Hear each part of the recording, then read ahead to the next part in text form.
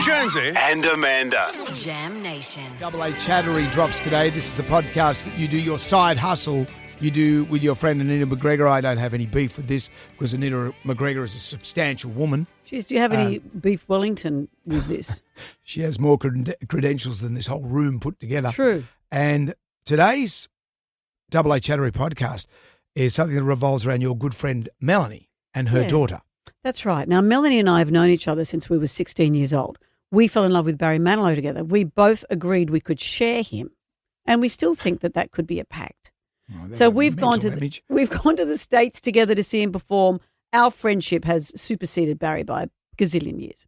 And so we're still joined at the hip, the two of us. I was talking to her over New Year. Everything was fine. She's got a daughter, Jess, who's 31, another one who's 28, Amy. We're chatting, how are the girls? Everyone's fine. Then 2 days later, Melanie's life and Jess's life in particular spun on the head of a pin. Jess went to work, was having a normal day, and then this happened.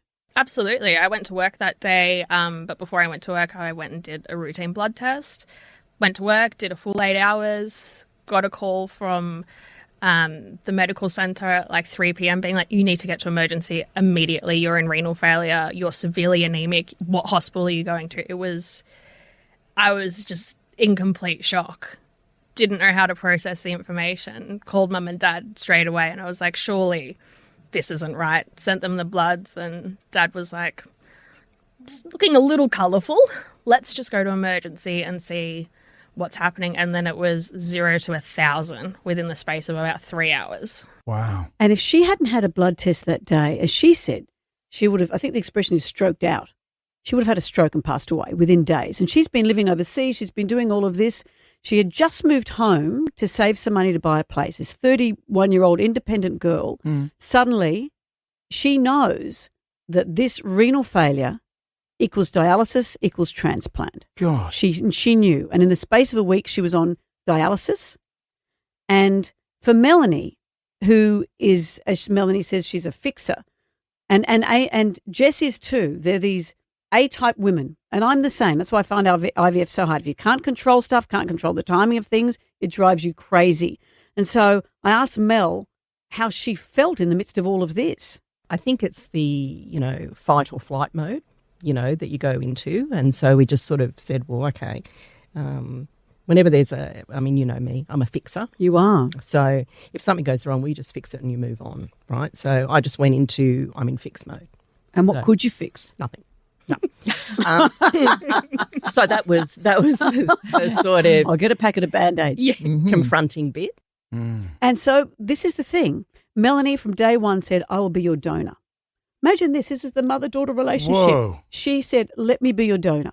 And she said, let's have an operation tomorrow. This is what she said 6 months ago. Let's have the operation this week. I'm ready to go. I'll get up on the kitchen bench. Yeah, I'll cut it out myself. God. But it's taken this long to do all the tissue typing, to do the matching and the 1,000 hurdles of are you going to be a good match?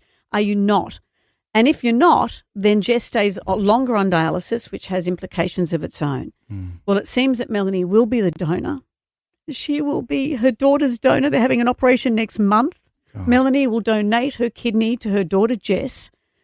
And from there, let's hope this is a giant upswing, that their lives begin again. But at the moment, they're just in this stranglehold of waiting and anxiety and reading Jess's results every day to see what her bloods are doing. It's all over the shop, a brilliant management team.